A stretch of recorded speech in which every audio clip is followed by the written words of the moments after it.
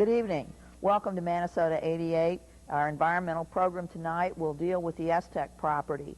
We're extremely fortunate in having Mr. Douglas Voltolina, the state forester, here with us, and we're going to discuss what has gone on with the Aztec property and what we can expect in the future. Doug, we're delighted to have you. Oh, thank you for having me. It's a pleasure to be here, and it's a pleasure to work with Manatee County in working with Aztec and preserving as a watershed for everybody.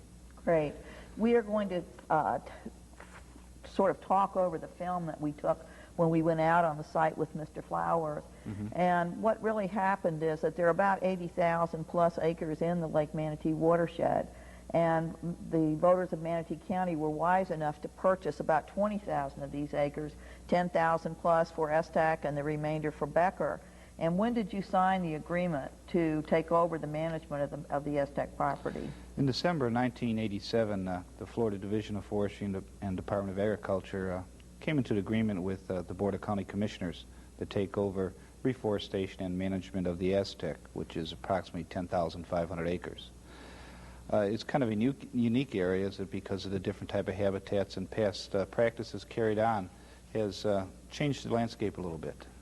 Well, I think Aztec is a prime example of an urban forest, or a potential urban forest, that's going to go a long way towards making our environment better. It will take up a lot of carbon dioxide, millions of tons probably, and actually maybe reduce air conditioning cost, aside from the things that you can tell us that people will be able to do on the site. We hope to, by the time we're done with our management plan that we submitted to the county, is to make the land available for recreational hunting and just native things that people enjoy to be in the woods. It's not really considered to be right now a real active recreational area. We have a lot of work to do out there and our equipment's out there, but we're planting trees now, trying to bring the land back to what it looked like maybe 50 years ago. How many trees are you planning on putting on the site, Doug? We hope to, by the time we finish, we hope to have at least about 5,000 acres planted of the 10,000 acres that have been, because of past practices, have been removed. We hope by putting those in there that the quality of the water will increase dramatically coming off the property. And there are some ditches that we're working on closing so we can re-establish the water cycle or the hydro cycle on the property so it can be more natural. How many acres are left on the site? I think we're going to switch over now, and we'll just sort of tour the site, and you can tell us about it as we go along. Okay. And here we start now, and you can sort of describe where we are. This looks to be the reservoir. That's Lake Manatee Reservoir, and that's out on, looks like to be about on State Road 64. And that's why we're protecting the watershed and reestablishing forest out there so the quality of that water increases. It looks like we're panning just about around the bridge there, and we're now going to be, looks like we'll be pointing down east on State Road 64. There's one of our fishermen. I don't know if he's on the state park, and there's some of the citrus that's in the area, and that's some of the concerns. I know that the Soil and Water Conservation Board's are working with the citrus industry and preserving and reducing the runoff from citrus groves into the water also. Right. Well, I think the agreement that you've made with our county is probably one of the most unique that your Forestry Service has had occasion to do, is it not? This is the first time that the Florida Division of Forestry ever came into agreement with the county for management lands. We've worked with Swanee Water Management District. We've worked with a couple other water districts. We have purchased land under Save Our Rivers program, and we're managing those. But this is the first time that the division or the Department of Agriculture is working with the county to reestablish a watershed, and I think that's a true forestry practice. Well, I think it's wonderful, and I think as people can see, we have a lot to protect in this area, not just our drinking water, but a good recreational source as well. And I believe that's Gilly Creek. I think we saw that last week. It's probably the most polluted body of water in the watershed area, and I believe, aren't they aerating that, trying to improve the water quality somewhat? I had talked to, I think, one of the gentlemen who work in the county, and that some of the processes that change the activity that eats the nutrients up if you put air into the water, and if you aerate it, and it causes the nutrient levels to change. And I think that's probably what they're doing. Well, I think one of the reasons that the residents of Manatee County were willing to spend $26 million for the Aztec site was to prevent that kind of pollution from occurring where phosphate mining was proposed to go. And now instead because of the wisdom of the Forest Service, you're actually planning to try to restore water patterns to what they were before. Mm-hmm. When some of the past practices were agricultural fields, and working with agriculture, they have to regulate their water, whether it be up or down, or determining on when they need and don't need water. Well, because of that, that's a little different than the hydrocycle in the normal conditions in nature. So what we've worked with was to take those lands, fill in the ditches, and plant trees, and hope to reestablish some native vegetation who, by its presence, will clean the water itself. Will take the water up and clean it and act as a filtering system for the reservoir. The ditches that were on there before, as you say, were used to drain the water off, right? Mm-hmm. Correct. Would it mean that there might possibly be more water in the system as a result of what you're proposing to do? Yeah, the way when I looked at it is, by having ditches, the water still comes, but it comes in such a rapid periods, and you have a heavy rain, all the water comes out at one time. This way, you have an opportunity to have the water over a longer period of time. Now, here's some wildlife that is on some of the banks of that's, I think, pointing south in some of the sawgrass areas or the grass areas of Lake Manatee. Right, and I think Ed Flowers is about to take us on our tour of the Aztec site itself. Okay, good. Go ahead. Go ahead. Here's where it looks like we're coming down Duet Road right here, and we're coming on a property. On the right-hand side, you'll see this is one of our first planting areas, and we planted some trees, and we planted about 400 trees per acre, which is far less than a timber production operation. It's more into the process of hoping that just 50% of the trees live, and it'll look like a natural stand of trees. Well, I think the people that were on the Lake Manatee Watershed Task Force and involved with this were particularly appreciative of how you were planting the trees, and that it would look more like a natural setting than some of your forest trees where we're row upon row of trees and not much else. And was this area essentially bare when you took it over? Mm-hmm. Some of those areas were just old cropland that had been dished over and just left furrow. This one little piece right here, we planted the trees, and about I guess about 8 months later, a fire started off the roadside and burnt a few of the trees, but most of them survived. We were kind of surprised that some started a little wildfire, and the trees did survive the fire. There's no posted sign. Here we're coming into the main gate, and this was mainly the entrance for the agricultural operations there. On the left is a typical type of land that we planted that's just barely got a little bit of grass on it. Okay, we're going to break away here and come back in just a couple of minutes. Okay. As a matter of fact, we're not going to break away. We're going to starting this second growing season, and most of them aren't that large. It takes, we planted 2 types of trees, longleaf and South Florida slash, and both of them go what we refer to as a grass stage, which is a period where they're not putting on a lot of height growth, but they're putting down a root system so they can deal with the dry, sandy sites we're dealing with out here. And how many acres have you got planted so far? Approximately 1,450. That's great. Like I said, this area right here probably had our best survival of any place we've planted so far. And they're just little green things, and they look like other plants unless you know what you're looking for. There are some out here that are about this tall. What, out in this area? Out here. Yeah. I don't know if I could find them again. But that's what we did first. Yeah.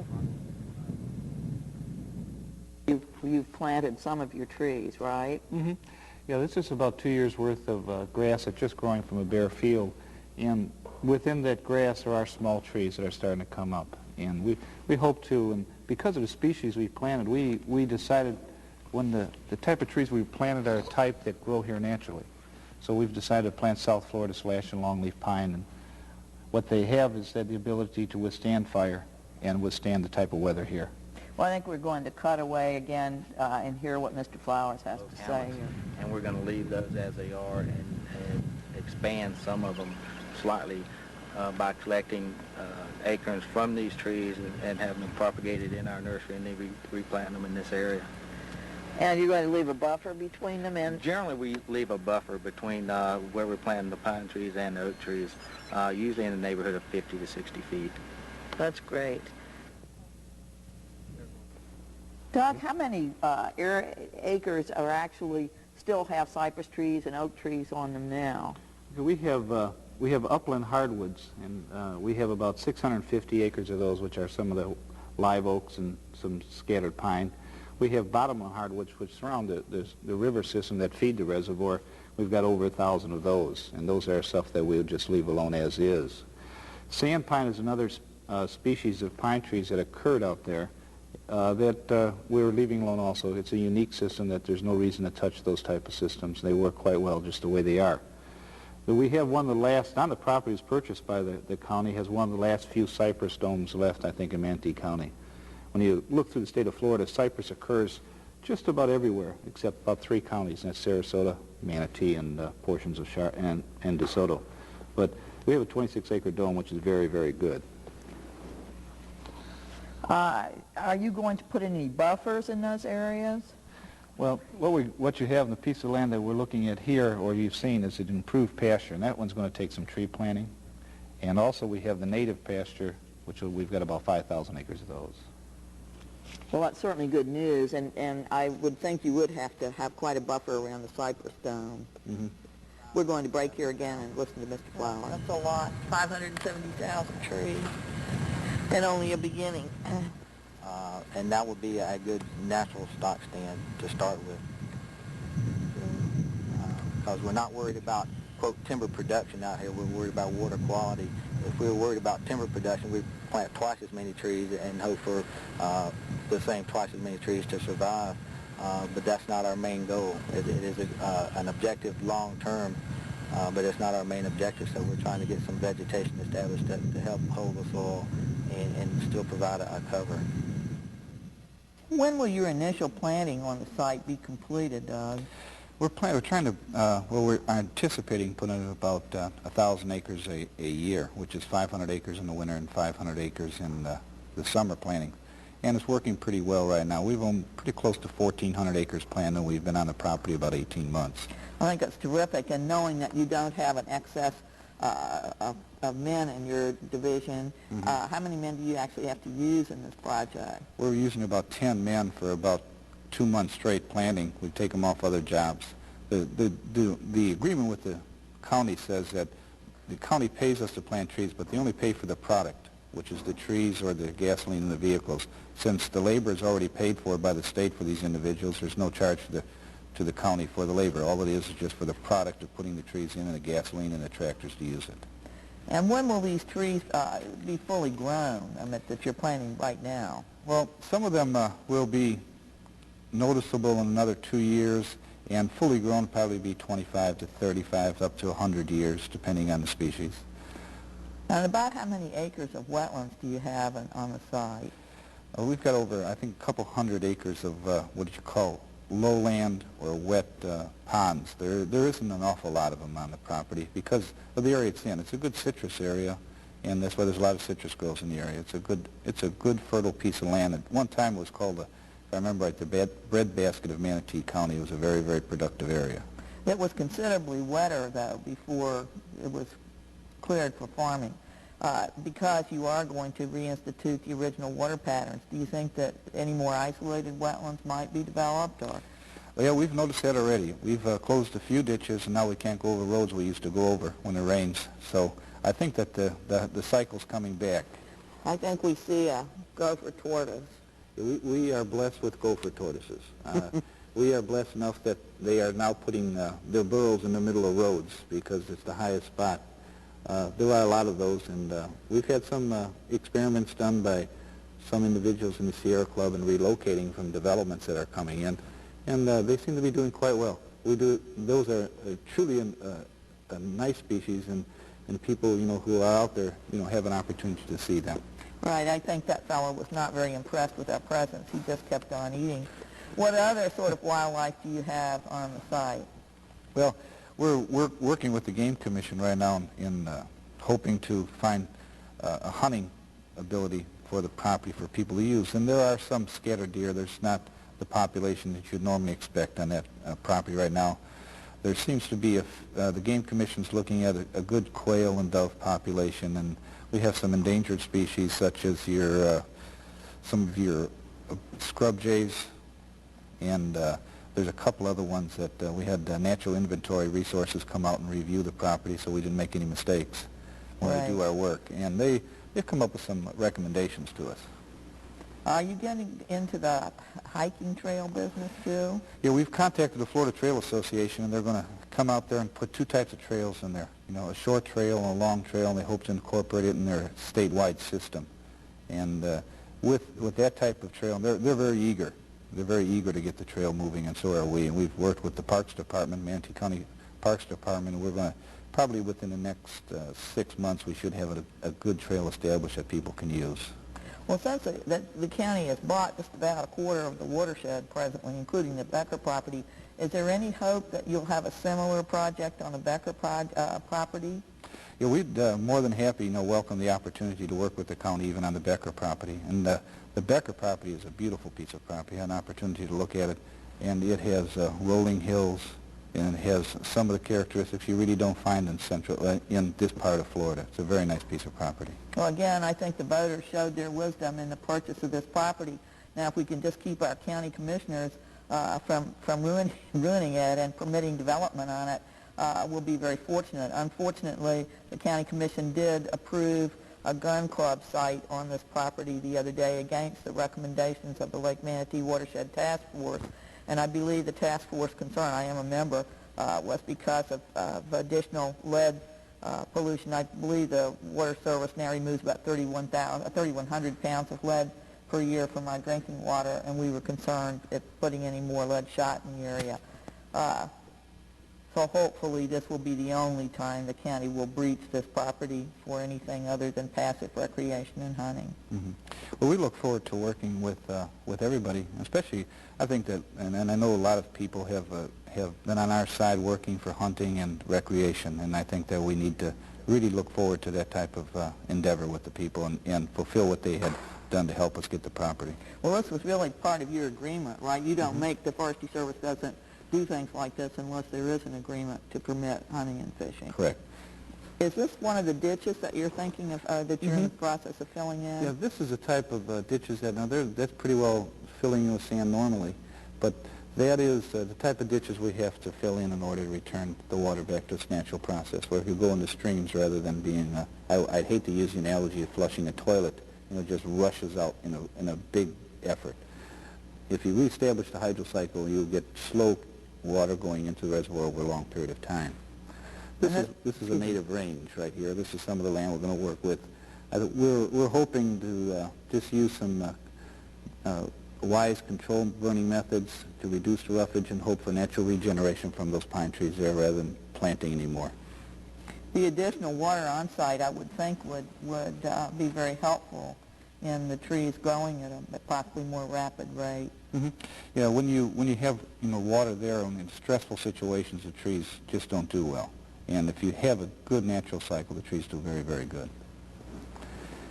Where are we now on the site? Looks like we're just about, looks like we're going south on the property, and I would call it kind of a high scrub area. Some of those hardwoods there are what we call a kind of a upland hardwood association. And that's where you find the scrub jays. They're very friendly bird. It's what I would call, foresters would call some of the poor site. It doesn't grow trees very, very well, but it does grow wildlife very well because it has kind of an open atmosphere. And this is some of the oak trees that grow on the upland sites. That one there is a laurel oak, as best I can tell. We're coming around to an improved pasture. There's quite a lot of the hay of grass pastures in the areas, and this is just on the east side of the site. And those are beautiful oak trees that are growing out there, and it almost has a park atmosphere. Our recommendation is not even to do much in that area at all. We'd rather have that type of atmosphere when people come out there and take a look at the property, rather than just planting pines. That site there is an archaeological site. We've worked with a person who graduated from the University of Florida State, and she's made recommendations on the archaeological sites there. Well, this looks like a beautiful spot here. Mm-hmm. It's real nice. This is a little bit of a high, dry sand site, And it, And I think we're going to stop here again with Mr. Flowers. okay.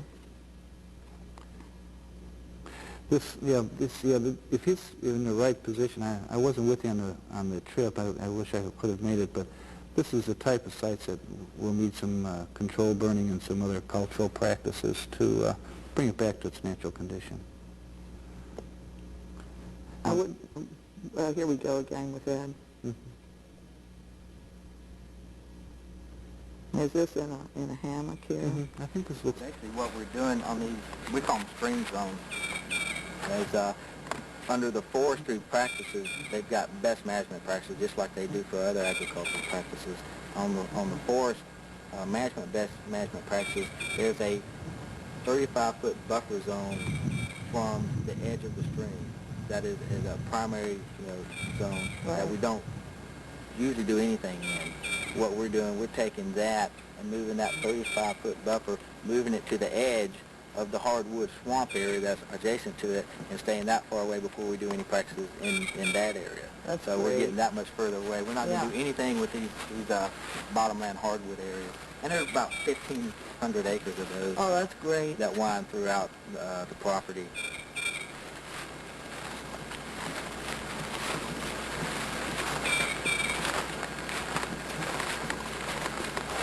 And these are the areas that, from the forest management standpoint, we won't have any activity in here whatsoever. So that'll preserve, as you said, about 1,500 acres. That's wonderful. And basically, we're looking for a forested watershed. And we're not that particular what kind of forest it is. The ones that are naturally here, we're not going to bother. But we're going to try and enhance them through management, but we're not going to do anything to change them. And leave the ones that are here. And just reforest the areas that are wide open and don't have any trees on it. But you can't actually get down to the creek or the river.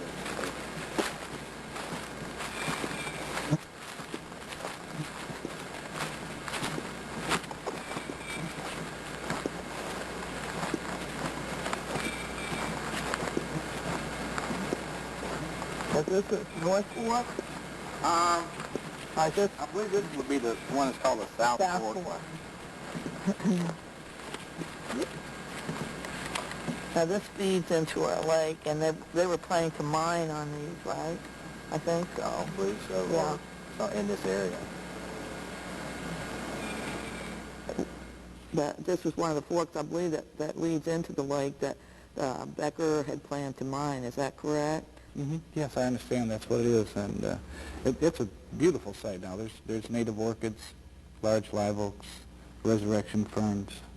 There's a unique habitat there, and a unique ecosystem for people to see.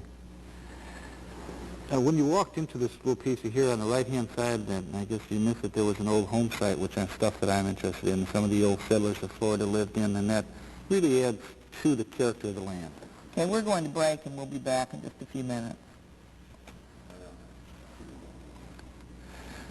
Okay, here it looks like this piece of land right there is an open area that needs a little bit of revegetation. Yeah, well, that was certainly an interesting trip, and it gives people an idea of what's out there and what they can look forward to, and how they can enjoy the land that they've purchased.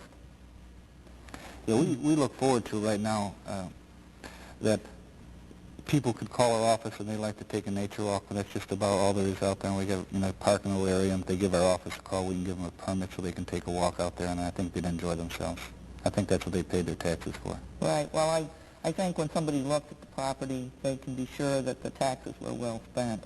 And as I said, if we can just control our county government from encroaching any further on our efforts, it will be great. This, I think you're very, very unique. Okay, we'll be right back now. Okay. Welcome back to ManaSota-88. We're fortunate in having Douglas Voltolina with us from the Forestry Service. Doug, could you tell us just a little bit? We appreciate the work you've done on the Aztec property, what the situation is as far as fires are concerned in the county. This is probably one of the worst fire years we've had since 1985, which is the worst in the state of Florida. We're, as an average every day in the area that I work in, a 5-county area, we're averaging almost 1,000 acres a day in wildfires. So it's extremely serious situation we're in right now, and any help anybody can give us in being careful, burning and throwing cigarettes out of the cars would certainly be appreciated. Is there any particular law regarding burning in times like this? There is. We have burning rules and regulations, and we enforce those, but the people who do some of the agricultural burning is not bothering us. It's the arsonists and people who are just careless with stuff rather than be the normal people. Thank you for that advice to be careful. And again, we really appreciate you and your troops taking us around the Aztec property and telling us about our purchase and what we can look forward to in the near future. Okay, thank you for having me.